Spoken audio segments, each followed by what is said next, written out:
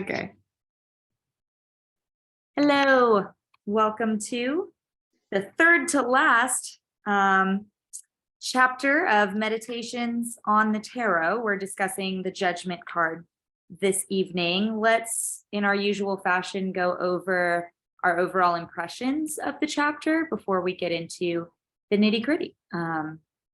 So my impression, it was very interesting to deconstruct the judgment process from a Christian perspective. I mean, or really because there's a few religions that kind of hold this ideology of resurrection like this. I felt it was really enlightening, but I had a lot of hesitation with it. And I skipped a little, I didn't have time for a little bit of the middle part. So I read ahead to the end. So I might be missing some important context, but overall I liked what was said, but I might inherently disagree with some aspects of it. I don't know. I'm still kind of a big question mark in my head around it. So I'm really interested to have this conversation because we have a wide variety of perspectives here. So yeah, I think order of appearance, George, I think you were in there first. George, what was your impression of the chapter?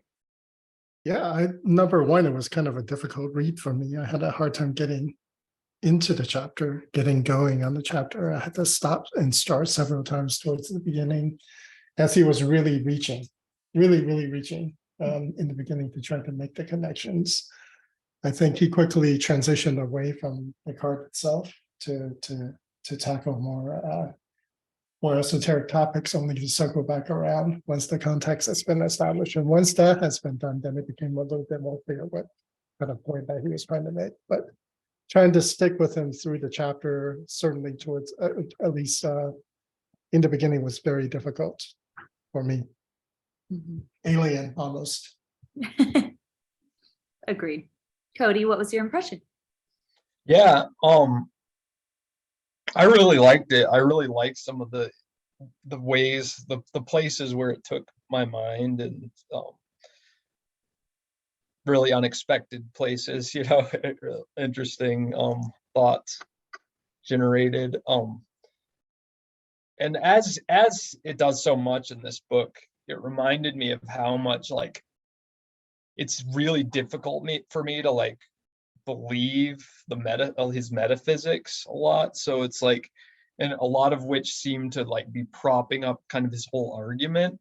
And in so doing, I'm wondering how much I'm actually able to get from the book, how much it actually can inform my practice and the way I can kind of formulate the universe.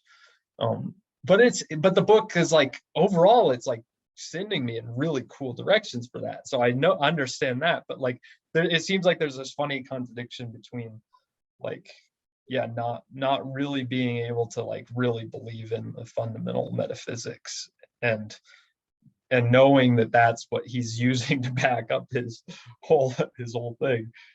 And am I really able to get something that I feel like he is getting, and I like he's getting somewhere that's really beautiful, and this beautiful this whole resurrection, and that's what this card is about, is the ultimate this kind of ultimate place of this eternal resurrection, and I really like that. But I feel sometimes maybe I feel like he's missing something to where he doesn't need this kind of really complicated metaphysics to get to the point of what he's really saying, and maybe it's just me projecting kind of my own idea of what this state would be from my own experience, where his is actually very different than what I think, but I think it is. But the thing is, I think he's sending my own conception of what this place is into this new realm, which is I think that's pretty neat. So, and I think that's really the beneficial thing for me. It's it is this yeah, we'll talk about it, this idea of God as love and such, that and I've had that idea, but he really refines it this is how you kind of like pull yourself, or God pulls you towards that like ultimate love. And what is that kind of that love, you know, like really getting a deeper understanding of that, to where it's not just like this abstract concept, but it's like sits in your heart. I think that's really, really cool. And this chapter, I think, really goes there a lot. Cool. Agreed. Britannia, what were your impressions? I have to, yeah, I kind of agree with each one of you a little bit. Like, I agree that, like George said, it was like hard to get into, and it was a bit of a hard read in the way that what Cody said, where it's like, I don't know if I necessarily believe what he believes.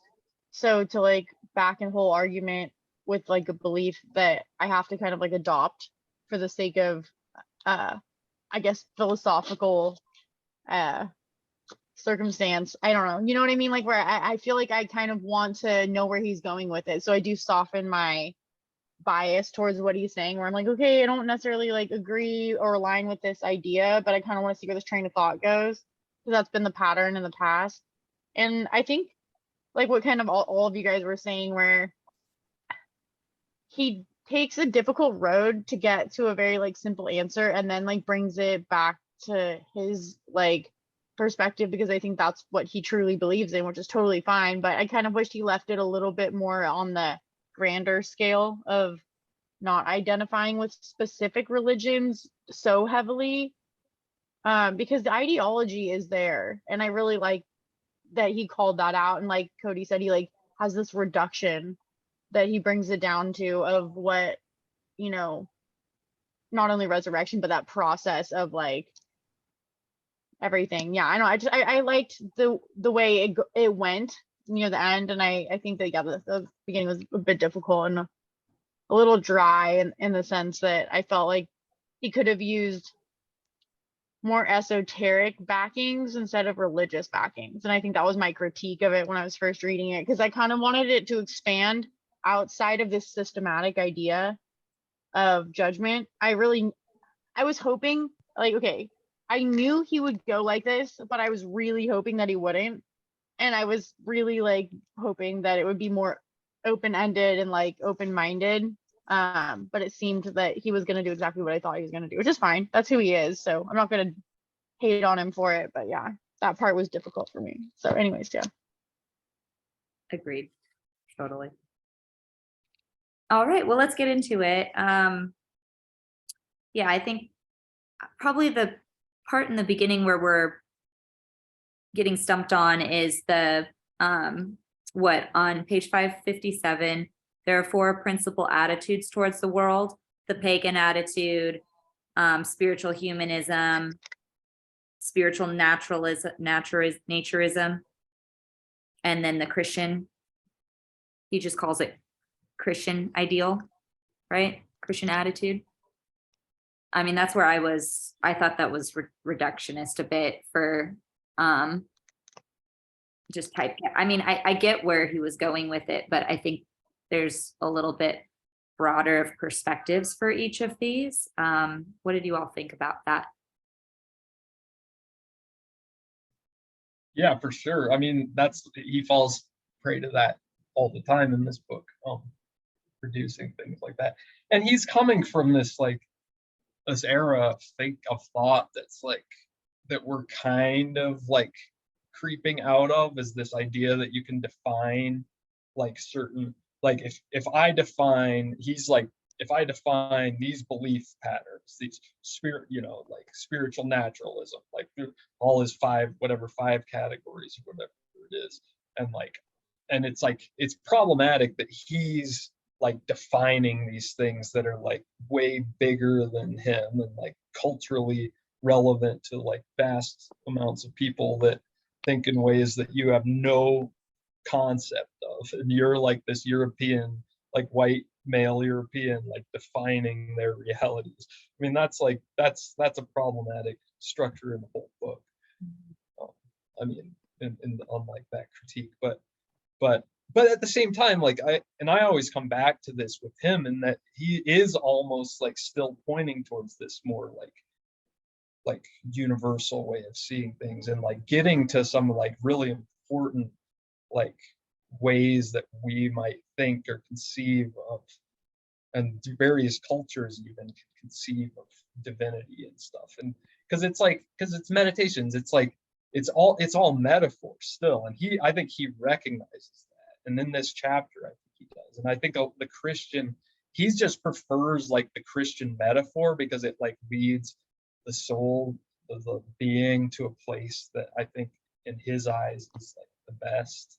And that's so like, but it's still like he still appreciates these others because they still also lead to these places. But yeah, he takes favorites, and which is just kind of silly. But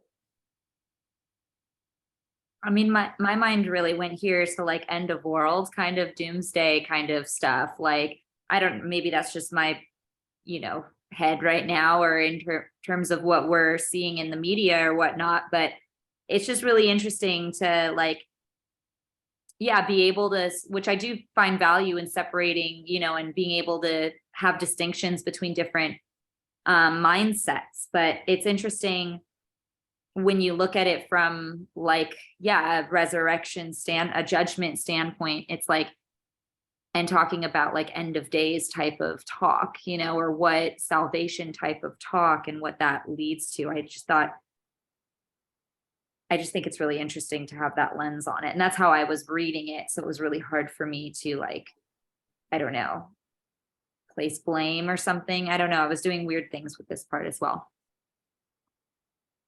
I have a question though, like, so I'm gonna like remember earlier, I forget which chapter it is, but he's talking about like kind of, I guess, hell, like when people are drawn to spending eternity in hell. It's like, and it's a reference to this chapter, I feel like, even in that, but it's like not an end of times thing. You're either like if there's like, because there's a timelessness, like God existing outside of time altogether. And we've discussed this before, but I'm wondering how you all like think of this chapter in lieu of that idea, or if this chapter is pointing at something else. I wasn't quite sure. Well, yeah, no, I think it kind of points back when he was talking about the snake saying like you won't die if you eat the fruit. So you're not physically dying, but like you may be killing part of your soul, and that there's like a trade there. I think it's kind of like referencing that your choices are like sacrifices or trades with like your soul, like you're giving your energy to it. So like, I don't know, I really like the quote on, it was like 558, where it's like not only participating actively in the process of world evolution, like the spirit is moved to do this, but also raising oneself to conscious participation in the work of divine magic, the operation on a cosmic scale, and an aim in resurrection. So it's trying to bring back all the lost souls. You know what I mean? Like that's kind of how I saw it. And more of like we love you so much. It's kind of like what was that movie with Robin Williams where his wife's like in hell and he goes through like Dante's Inferno to get her? What Dreams May Come. Oh. Like Robin Williams goes into hell to like rescue his wife's soul, and I feel like it's kind of like an homage in that way to like parables in the past where like I don't know, it's kind of, I kind of saw it as like a loving gesture in a way too, because it's like you're owning up to like the fact that these people have done these things and chosen these paths, and that's where they exist, but you want to like at the end of it all like still save them in a way, or like still love them, still like have I mean, if God or like the life force or whatever you want to call it like is in everything, so essentially it's trying to get itself back too, because a part of itself is trapped in hell or doom or judgment in ways. So I kind of tried to see it that's where I was hoping he'd go with it, but he didn't, but he kind of did. So he gave me some scaffolding to climb up in my mind about it. So I was like, okay, what does he really mean here? Yeah. So I thought that was my like way of being like kind of true to myself while like reading this the best I could. But yeah, it kind of made me think of the snake the snake thing where he's like, oh, you're not gonna die, but like a part of you will or something.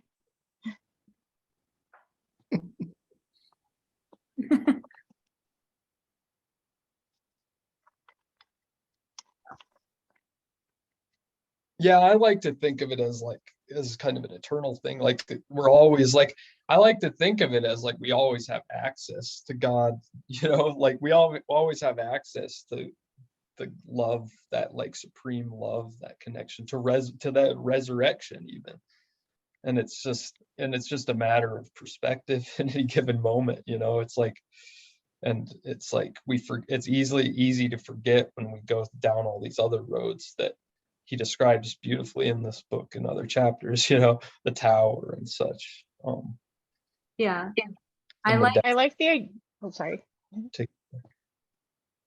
I liked how he did place like the will without calling it the will as kind of the forefront of the chapter. Like there wasn't an element of choice in like every topic that he discussed. I mean, I feel like that's kind of what we're talking about with the apple and, living in your own hell and like having, judgment, being pulled towards love when, like I think there was that element of will really stood out to me in this chapter. I don't know, we could talk about that more later, but. Yeah, I liked his use of will and like the combination of like will with recalling, with memory, because there's like good and not good and bad, like, I mean, in the quintessential terms, but like, I don't know, the way he talked about like good memory in contrast with the mastery of mechanism of recall. It's like the mastery of the art of recalling. And then I don't know, like the resurrection almost too is like resurrecting, like recalling like what it's like to be in divinity. You know what I mean?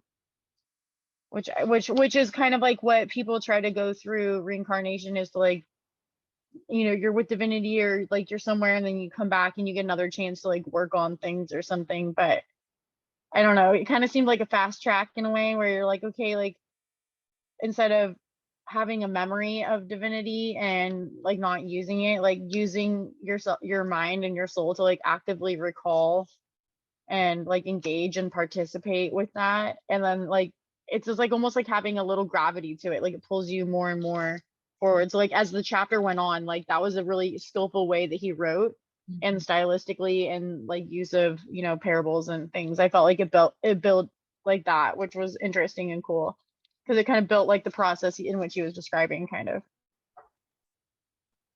Yeah, and that's like that's the recall of the supreme Akashic record, which is the moral record, right? Mm-hmm. And Let's talk about it. Yeah, this Akashic record stuff is it's really interesting. Yeah, that's what really pulled me into this place of, yeah. I think I was reading somewhere of like, did I talk about this before? But this the teleology where God is not the creator of like causality, but that which pulls reality towards it. And in so pulling is the creation of the reality. There's like, and that's kind of or there's like, in so pulling is like somehow this like stretching which creates like time and space or something towards it. Anyway, That's cool. that's Where's like that I don't remember. I was reading something about that, but while I was doing this, I read so many things. Yeah. But anyway, like this idea of like God as like this like force of love that's like this supreme love that is actually like pulling everything towards it. And like that's like a kind of in the context of like the Christian teleology of like, that's what God is like, created the universe in order to pull it towards himself, to unite that in love and resurrection or whatever. And then, all the ways he describes it in the book. But the Akashic record, I think, is it's just a way of explaining, like another way of like showing this aspect of God as love, being like this like the pure of the moral history is like, that's what's really pulling us towards him. That's what's really like, so it's that third record that really is what matters in that like unification with do any of you does anyone have any like prior knowledge on, like I have a little bit of prior knowledge on this, but I'm interested to know what your frame of reference towards the like Akashic records are, like in your like practice. I mean, this is a very like new age metaphysical kind of concept that I've really like liked and like super talked about. I don't think it is like very embraced by the new age, but I'm pretty sure it's a pretty old. Oh yeah. Right. I'm not totally certain, but it might even get in like some of the Hebrew literature, the Hebrew Bible and stuff. I'm not totally 100% about that, but or even apocryphal, or at least apocryphal kind of text, whatever. But George, do you know about this? No, not anything in particular. So I followed this person for years. Like, I mean, years as in like probably right after like early 20s, you know. And I guess he's like I should send a link, but the Akashic records, like it's so interesting to read this chapter in comparison to what this gentleman kind of puts out, because he claims to be like the Akashic record holder, that there's somebody in there's like one at any point on like a manifested life, there's one or two people who like hold the like synthesis of the Akashic record like information, I guess. So it was interesting reading this, because in this chapter he goes into points where it's like you don't start a cult around this type of like stuff, right? I mean, he basically like straight up says that in like a couple sentences, and I just thought it's so interesting that I've been following, you know, the galactic historian who has access to the Akashic records for years and years and years, and his emails like every week are like so spot on and like impactful and stuff. But yeah, I mean, I haven't like, you know, gone to any of his like teachings per se, but I've been reading like every time his email pops up, I like read it, because it's like super important for me to like, just with what messages are said through, it's like transmitting very like purely some sort of this information. So I'll have to send you his Andrew Bartiz. I'll send you like a link or something in the comments. But anyway, I don't know if that was like shameless promo of like someone who's been following someone with cult-like behavior for a while, but like, I don't even think so though, really. I think he's more like, yeah, like just transmits energy or, you know, messages. But our author goes into 3 parts of the Akashic Chronicles though.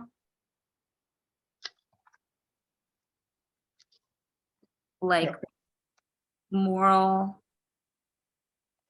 Oh yeah, the types of memory, the logic, the moral, and it's on page 563, and the logical, autonomic, and moral memory. And then he goes into the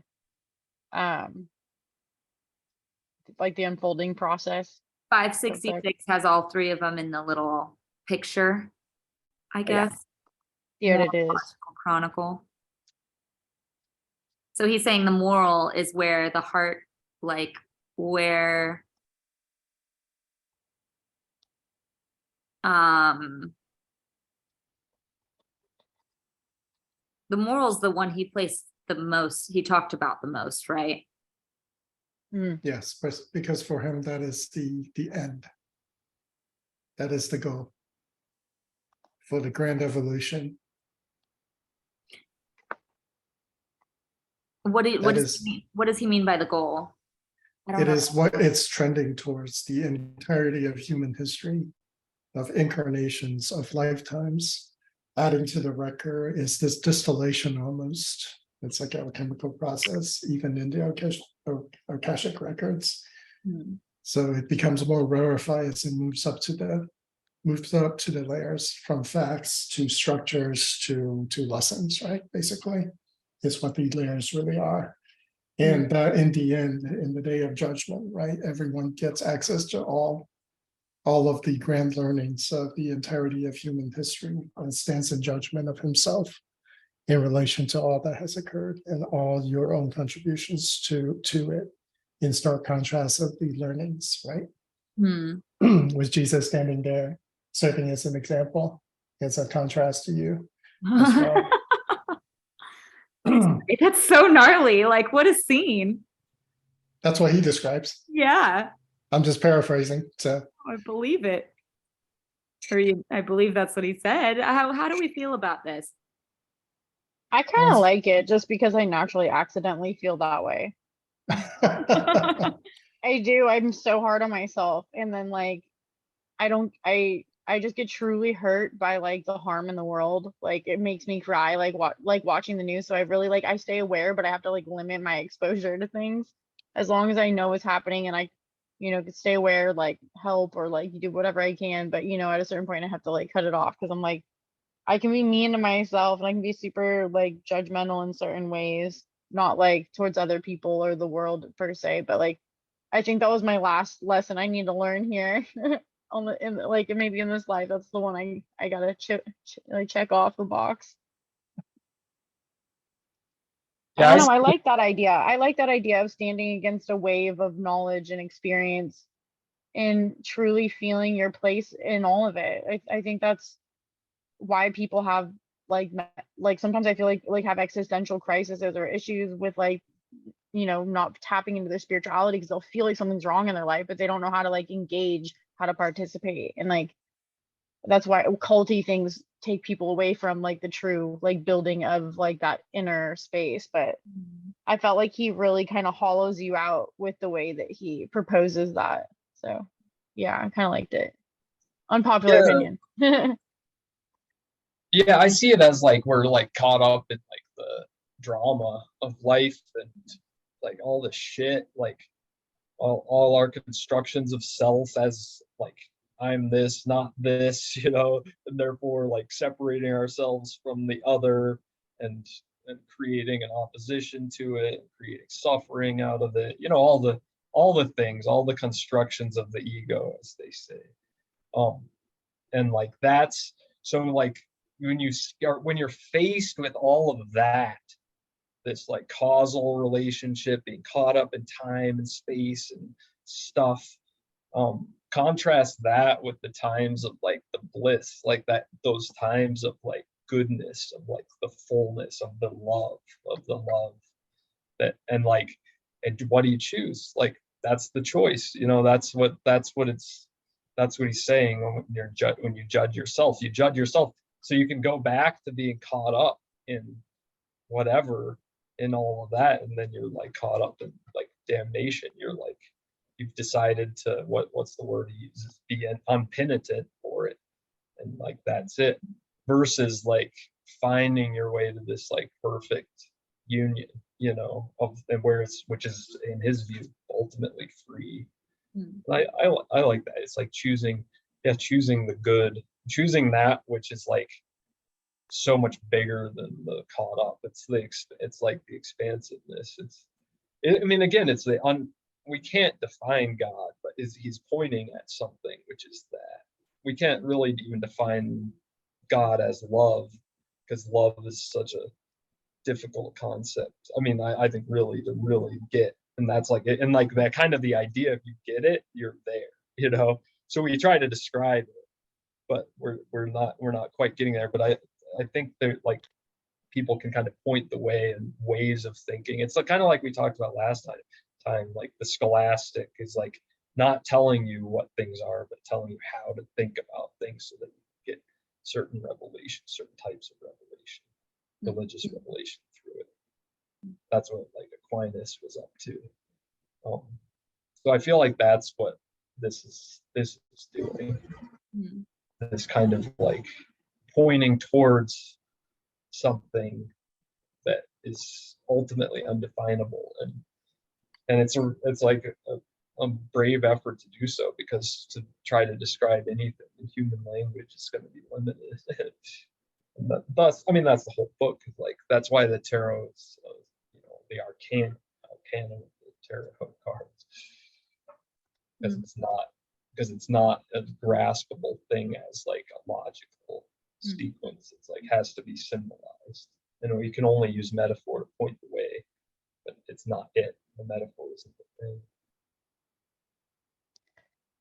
Can I ask you guys a personal question? You can say yes or no after I say the question. You don't have to agree now. The concept of universal salvation came up. And I'm not saying I do or don't believe in it, but I wanted to ask like you guys if you believed in universal salvation, or if like you believe in like there's different versions of universal salvation based off of religion. And so therefore, is that actually universal if it's not applicable to everyone, type thing? I don't know. I wanted to bring that up. How do It's we, interesting because what you need to be salvation from would be my first question. What is it that we need to be saved from? So the universal salvation itself is one of those things that I identify very much with a Western tradition. Like these are words that have abstract meaning to me, but not real any kind of deep set connection, much like the word love. That's no real deep set connection for me. So when all these words of love are being tossed about as the ultimate goal, and having an ultimate goal in general feels very, very alien to me. But an evolution in general towards some direction, right? It's there is a directionality, but it's not, for me, instinctually, I rebel against the idea of a directional evolution. It just feels completely alien. So to answer your question, no, I don't really believe in universal salvation because I can't even comprehend the words that it is trying to point at least not in any kind of relatable kind of way, aside from abstract, aside from idea, like purely astral ways of relating to it. I like that. so what does he define as universal salvation? Like the whole contents of the universe being saved? Salvation of the human condition. Of the Of human. the- Yeah. Yeah, literally the end goal, right? The unification of the eternal body with the soul and the spirit Like, at the end of time.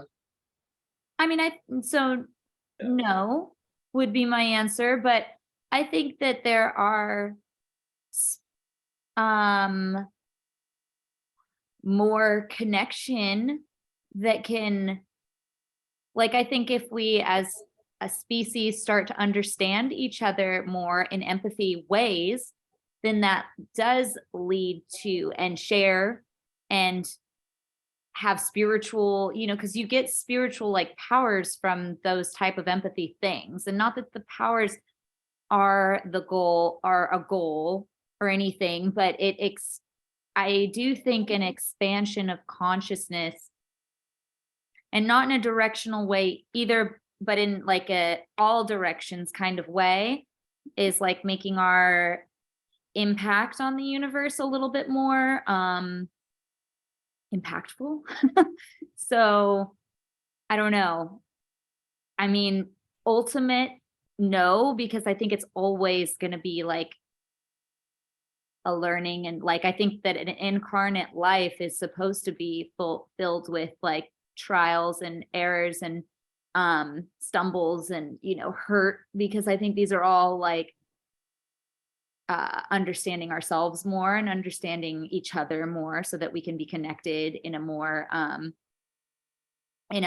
unique way for our souls to experience in these lifetimes, so that we can experience other life forms in other ways, in other universes, in other whatevers, in a different way as well.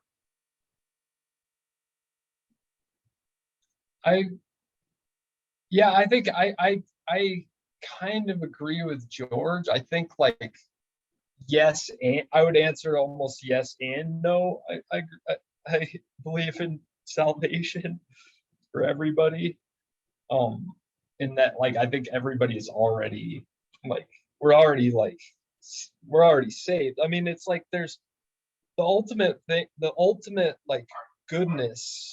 What I would say, I think what love is transcendent. It even says at the end of the chapter, like love doesn't like in my sense of love is like it doesn't like there is no evil in love. So it's like we're already like in all that. We're already in God's love. And it's just a matter of like somehow we have this mind that can turn away from it or something, or like try to figure things out otherwise. So we just like do, and we kind of just forget.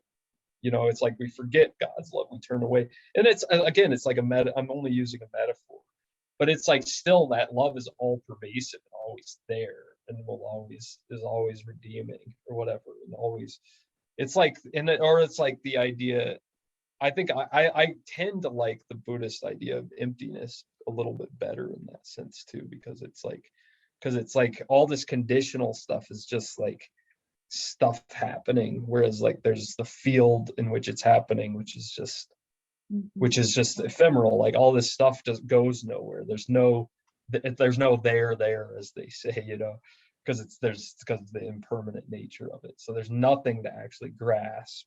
And in that moment of like clarity in between the like nothing and nothing is like this kind of like revelatory bliss or something. It's like that luminous emptiness. Again, like improper, poor metaphors, but what else do we have? And that's I equate that with, I can't help but equate that with like God's love, or the idea of love that he's kind of getting towards in this book. But that's just what my mind does, because it kind of has to, in order to like figure out how I'm going to get anything out of the book other than just some mild curiosity of what you Yeah, I kind of like, I wanted to bring it back, especially to what George said with the conceiving of the verbiage universal salvation, because what do we need to be saved from? I assume from this writer's perspective, he's saying we need to be saved from ourselves. Is that like correct? Because I mean, who's doing the judging too? Is it God or is it us? When we are like exposed to the like divinity of like Caution, like Chronicles, or with like that just divinity and all that knowledge, when it all becomes like, when it all comes back, like it's I feel like he's talking about like a great remembering where everyone kind of remembers everything all at once. But I don't know. Yeah, I don't necessarily agree with it. I think it's an interesting notion. Like, I don't know. There's something about it that's intriguing in a way, but it's more of like not like a fable, but I don't know. I think our human language is very limited, and our understanding of our place in space is as far as we can go with things. But I don't know. There's something about that seems interesting. Like, I don't know. There's something about it that I can't agree with it. And I don't feel like I can. I kind of disagree with it, but I don't know. There's something about it. Rubs me weird. It rubs me weird. That's why I was asking. It's interesting because there is this unspoken assumption, and I think it runs so deep that people don't question it, that there is some kind of state that is preferable at the end somewhere.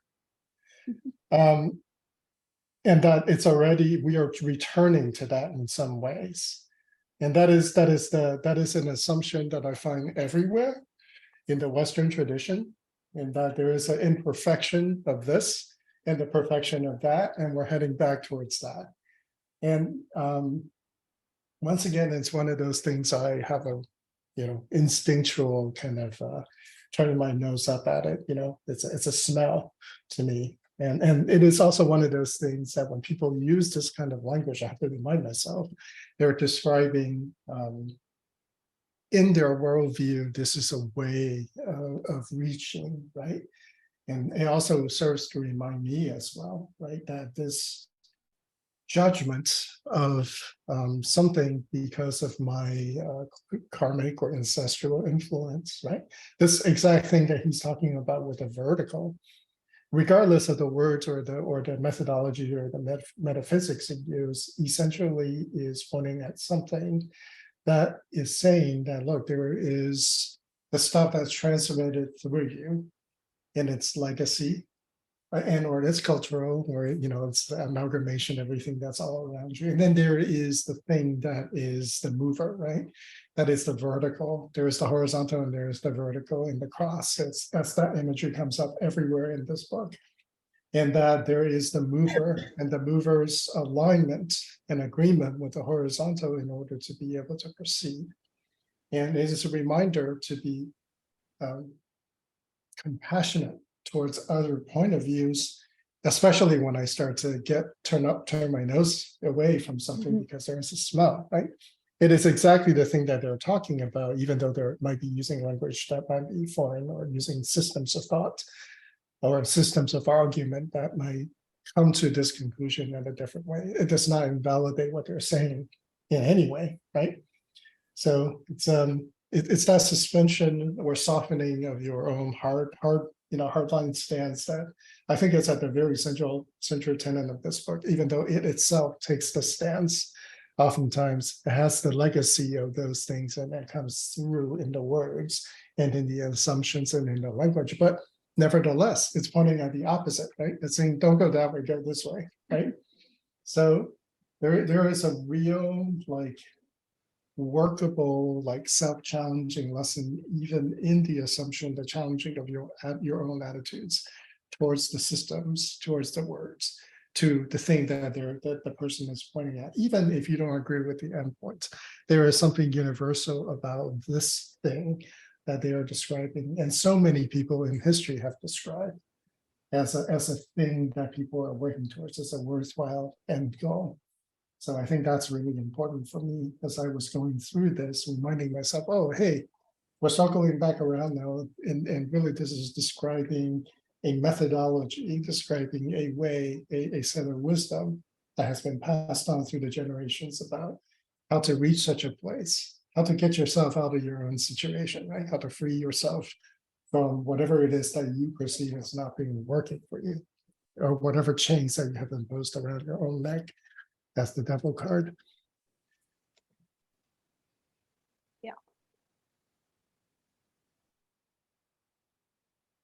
Well put. I like it. Yeah. Mhm. So this is where I think he started talking after this. We're ready to, yeah. After this about the trumpet, right? And the voice of the trumpets, the symbol of the trumpet in the actual card, and the voice of Jesus calling, bringing forth life to Lazarus from the dead. But this is where I also stopped reading for a bit. So if some of you take over the reins here in a second, but I guess this calling though, I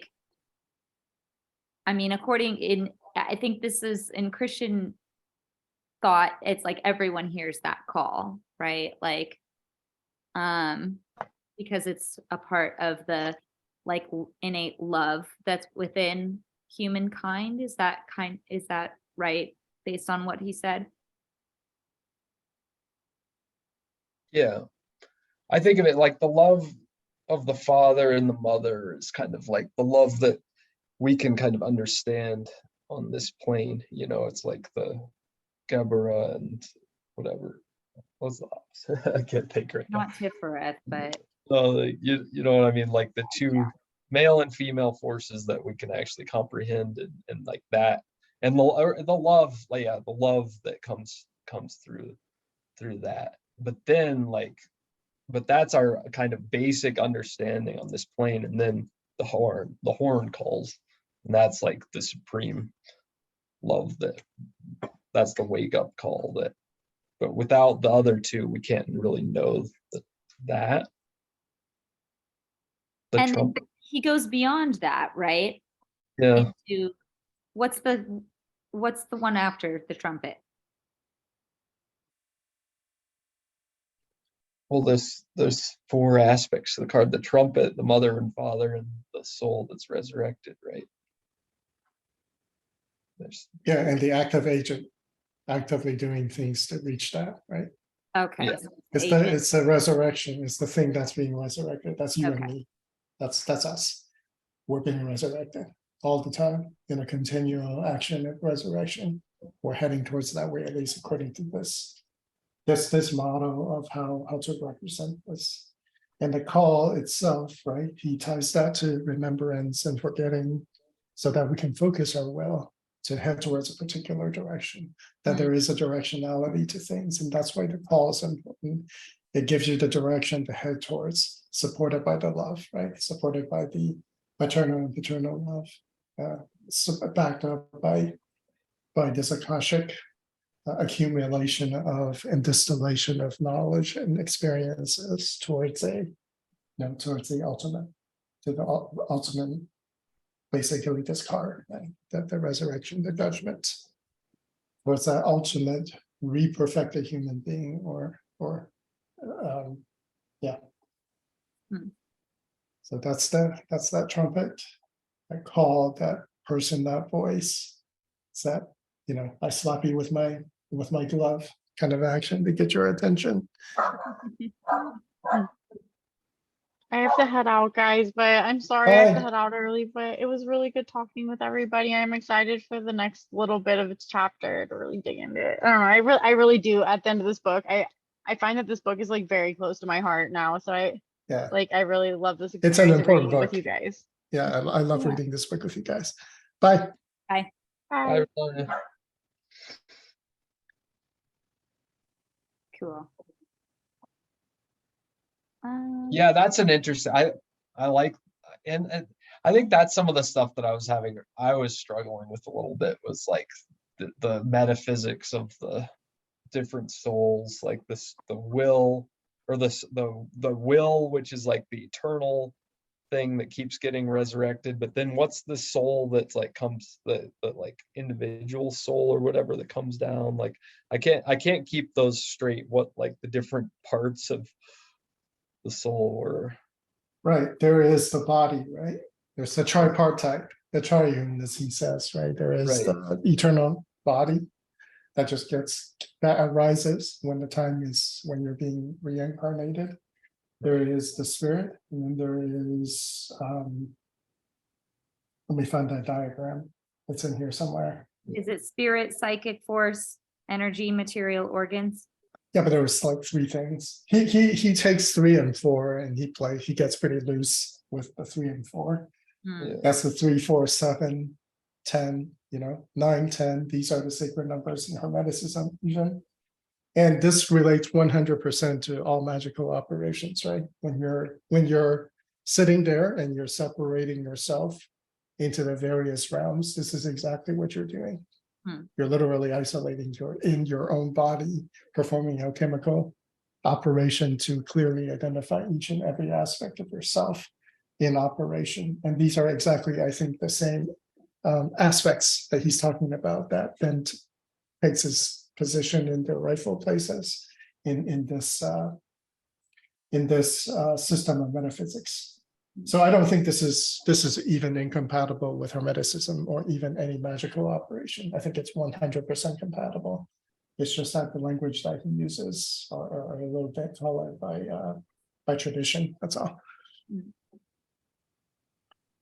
But So what is this, like it's this eternal will that keeps being resurrected? That's it is like, the individuation force, right? It is Right. the thing that allows you to take your individual action.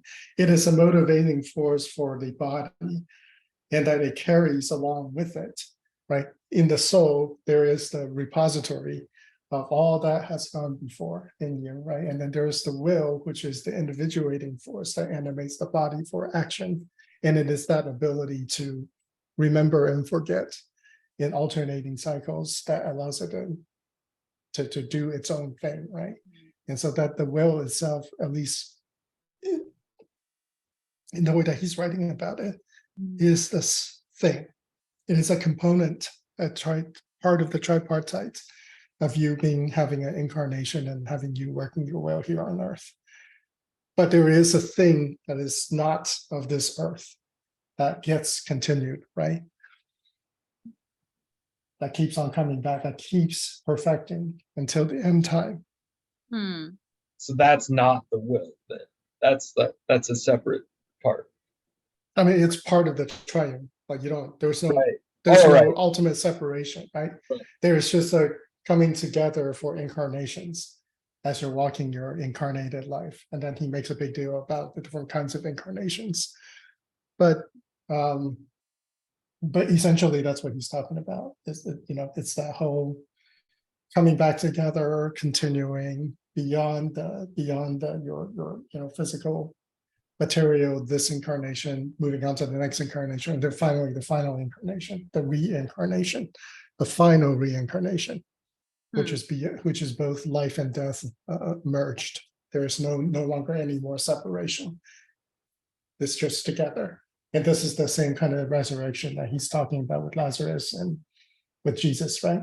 And that he's using the counter example of Mary as not having this sort of way of operation. She's a perfect, unspoiled being that has the incarnation. Yeah. Trippy. So did you skip all of that? I did. Haley? Yes. Okay. Yeah. All of that is in that section that you Okay. glossed over, but it's you know, he makes an interesting case there.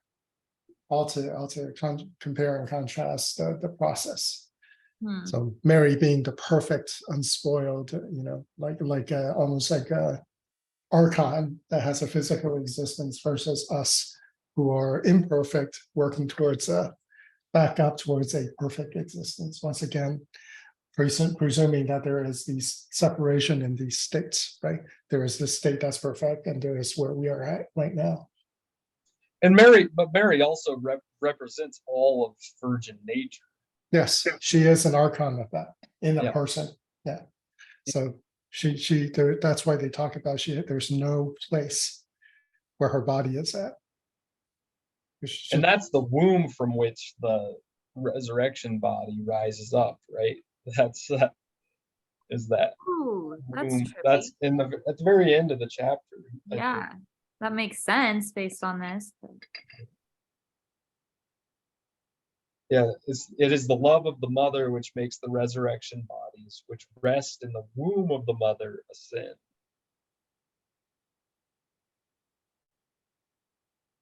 That's yeah. I dig. He also talks about the resurrection body, or the perfect body, or the eternal, whatever that body that stays but descends as descending into the earth. So he then makes a big deal about the imagery of getting out of the cave as a rising. So as opposed to a descending. All Well, in terms of, you rise towards, and the God descends down towards. It's like, yeah, there's the dual, the bipolar kind of attraction. I guess it's not. I guess you align yourself more, so it's more like you're just aligning with the same pole and being pulled towards it. So that's where the love pull comes in. Yeah.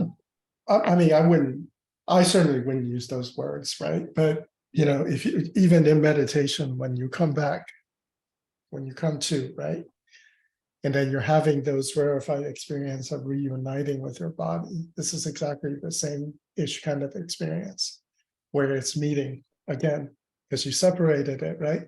And then it has to come up and you have to come down, depending on wherever you're at, or go up, depending on if you're in your body, to meet your will, to meet your soul or astral body. All of these words that we're using physical analogies, but they're not that at all, right?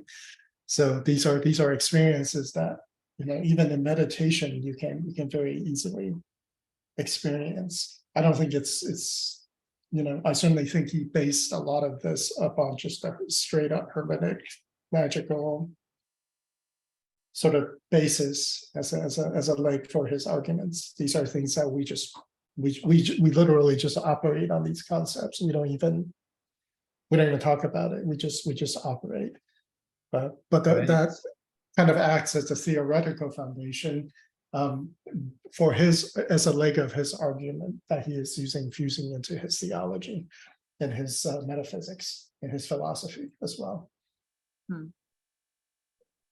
And we can like, yeah, we can do like the alchemy of doing these things with these bodies, with these parts of art. That's like, yeah.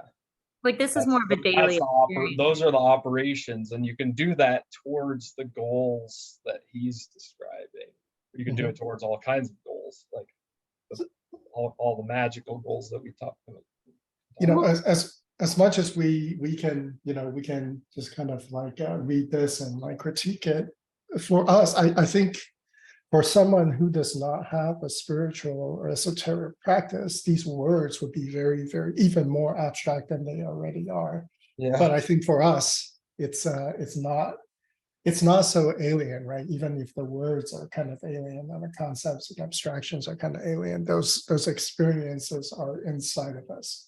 We can relate to this on a gut level, right? As opposed to just purely a head level sort of reaction to it. Yeah, that makes sense. Or yeah, theoretically that's sound, right? Or at least according to the framework, it's not, you know, it's not contradicting itself.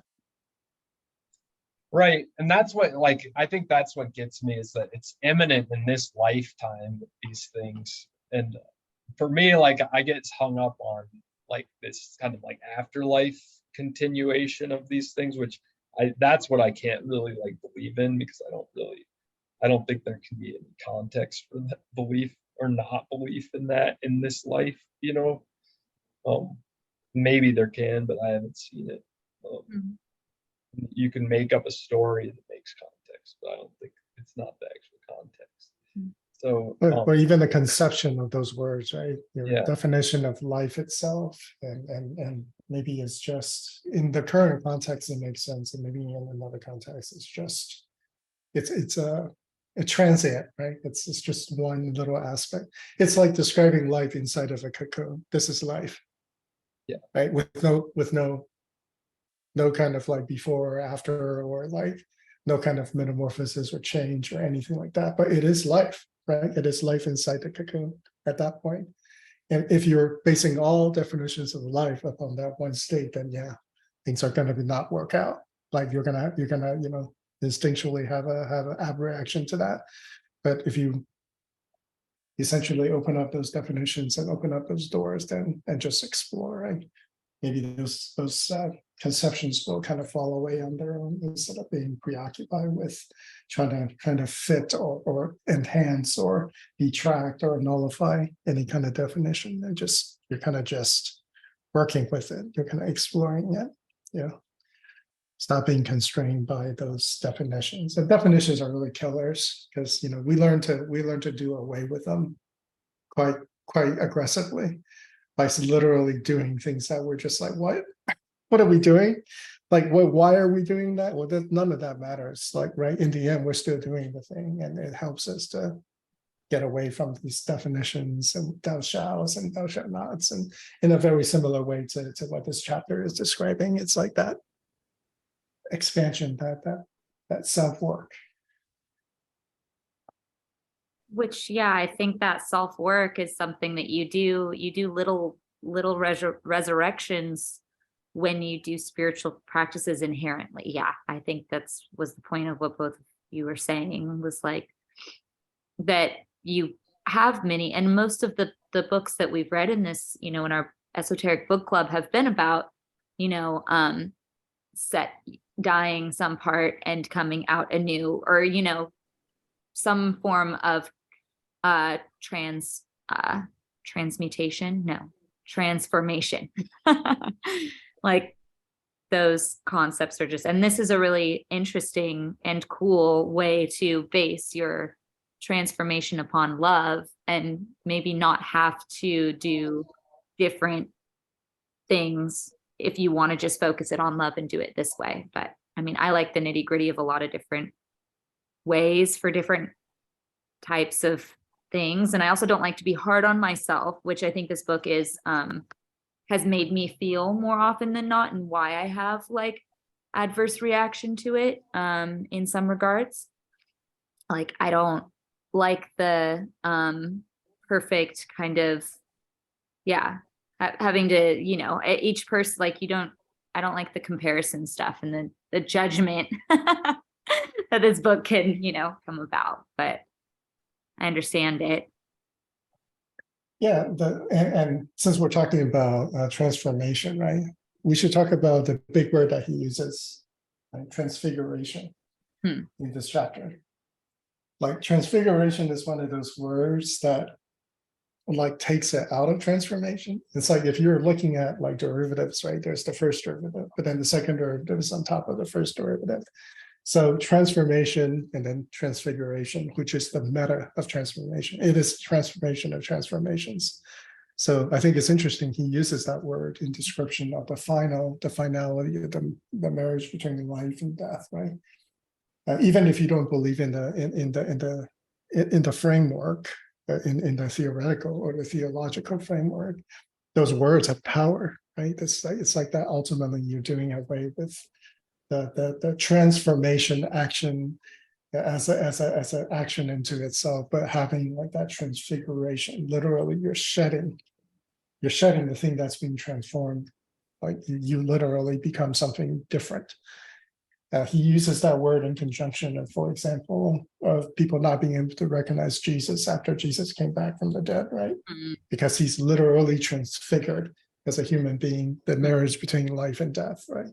He's everywhere. He's in many different places at once. He can instantaneous travel, right? Because these are things that the dead can do.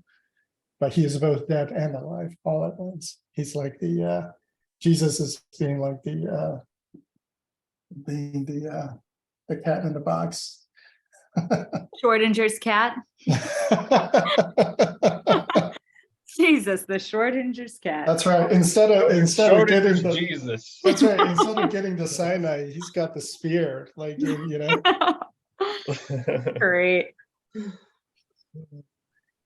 He's Cody, eternally being crucified in the box, and you don't know if he's alive or dead yet. Maybe he's both. There's the third state in which he is both dead and alive, which is transfiguration, right? The third state. Yeah. Oh. That's cool. Wow. Yeah. But yeah, I was gonna just relate, I guess, personally. I don't know if it has to do with this chapter as much, but just speaking of what you were saying about like judging yourself, I think I've combined like this, like the learnings I have in this book with like other practices that I've been doing. I've been doing Tonglen meditation, which is it's what you described, Haley, was like when you breathe in like the suffering of the world and you breathe out the like cool clarity, like Love, compassion, love. But it's like, but I learned a whole process, like it's like a 4-step Tonglen process and everything. But I've been doing that, but I add in I breathe in like, and I'm picturing like the Tower card along with the suffering of the world, and I breathe out the Star card, and I think that's really interesting. Like, given the like, I'm understanding the context of those cards and how they relate to these concepts of like human grasping and like all the like suffering in the world in the Tower card. I just like put that on that card, and then just like the growth and like the clarity, the brilliance of the Star, So cool. Anyway, that's one way I've adopted this book as part of my practice. And like, yeah, and I think this card has some really cool stuff for that too. That kind of meditation as well, with like what resurrection, especially after talking to you guys. I'm like, oh yeah, this is really helpful. Tripartite thing is, I can use that. And this like and like the whole idea of like in your practice yearning towards this like transcendent or this ideal of love, like what does that feel like, that kind of stuff, it's a fun thing to practice with. I think it does get you to some really interesting places. It's beautiful in relation to other people like that are present, like that seeing others. Like, I think that's a good way to practice sharing the human love kind of thing. beyond for me, beyond that, it gets a little dicey just because of, but yes, I mean, always love type of thing. I like to practice that with other, like when I see love through others and pull that forward. I'm not probably explaining that right, but yes, I'll stick to it. I think it helps me understand, deepen my understanding of our practices, right, that we do day to day. And the practices themselves are educational all in themselves. They're designed to be that way. They're designed to unlock ever greater depth. And this is like an accelerant to deepen, because somebody else has spent a great deal of time working the same sort of practices and trying to fuse that with kind of a system of thought and discourse that for other people to consume. It's like building up on it's like getting a boost, right? It's like getting an accelerant in your own practice, your own understanding in relation to the practices. For me, engaging this material for this many chapters, one of the things I have noticed, it is not the only material that is in a similar sort of theological framework that I'm working with right now, but it really is, what the kind of changes that I'm noticing is I'm really trying to,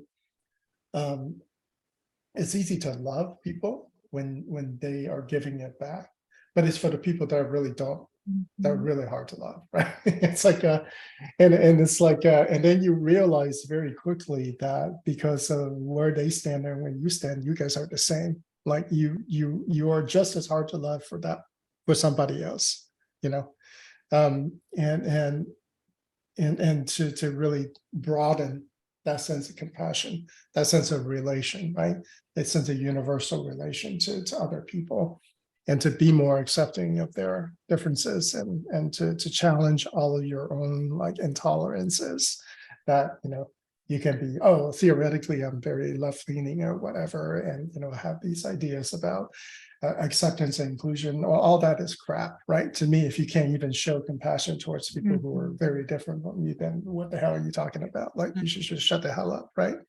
And those are the kind of things I'm starting to notice, that engaging this material is taking me in that sort of direction I don't tend to explore very much. I'm very much about action and power and like this kind of stuff. But sometimes you're so wrapped up in that you forget that there is another component, like this tripartite like thing, that you need to balance that. And if you don't go balance, then you're going to have some troubles in your practice. You're going to become so imbalanced that you can't make progress. One thing I think this relates, one thing that what I've noticed with Tong Lin practice is like it's actually similar to like Tai Chi push hands in interesting ways, but like this tolerance for like that, really, it's like developing a tolerance, not like in a bad way, but like like a clear awareness of that like really stucky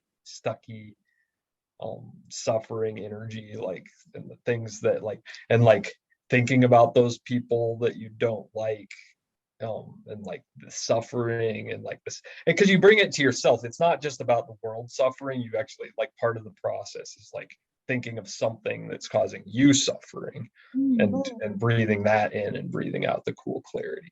So it's like this, and it is a process. It's an alchemical practice fundamentally, in that you're like, you're able to face these like things that you've defined as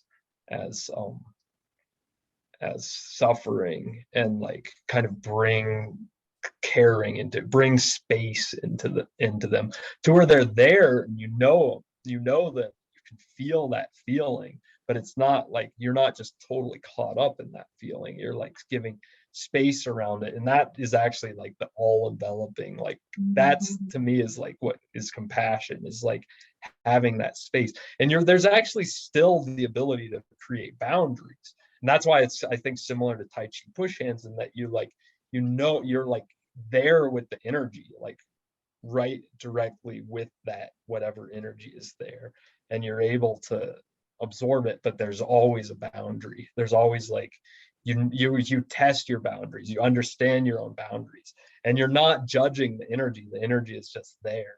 You just do with it whatever you do with it. You turn it in circles. Yeah. So yeah, it's like that to me is what, like, I think this chapter is getting at as well, as like this kind of like tolerance. It's like when you see the whole Akashic record, and like it's like the moral, like the beautiful, the loving, that is like just envelops at all of the other stuff. It's like the other stuff becomes insignificant to like the vastness of the loving God or whatever. I think this chapter in particular, in the towards the very end, finally gives a pretty good wrap up about all like cultish kind of behaviors, right? Which is getting a piece of the truth and then like hyper focusing, or really just making that the whole truth. And he reminds you that there is much bigger, much more complete versions of the story. And that really is like the perfect anti-cult pill. That, I'm not saying that there won't be cults, because there is always a segment of the population that is predisposed to cultish, followerish behavior and cult leader behavior, but because that's useful for us in some ways. But it does serve to remind that when we get really deep down a rabbit hole, oh yeah, this thing is dynamic, it's changing, it's not fixed. So you should probably not treat it as the truth or the one truth or anything like that, but be much more tolerant of things that come as they come, right? Much like what you're just saying, Cody. It's like take it as they come and don't have this fixed frame of reference to the best of your ability. Of course, we all need to have some kind of fixedness, but you can certainly reduce your dependency or you're setting it as the thing that supports everything that you do, right? Because when it gets knocked down from under you, you might feel lost. Again, it's like clearly setting your boundaries.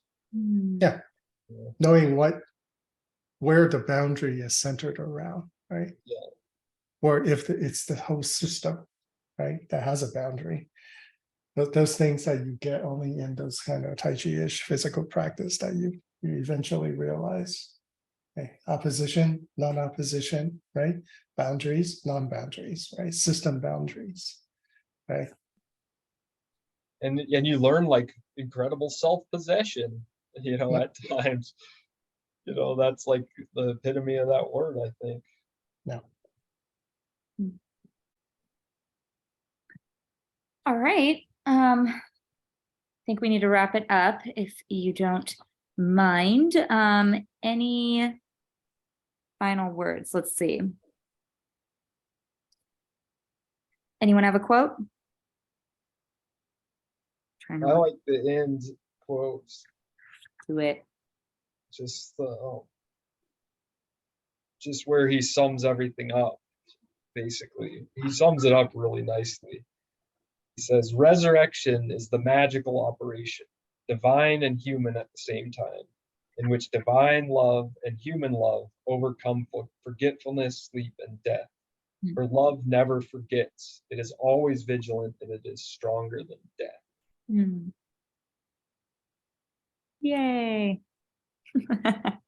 All right. So 2 weeks, we have the Fool card. We are 2 chapters away. The Fool card is a pretty hefty chapter, so make sure you allocate time accordingly. I'm going to end the recording.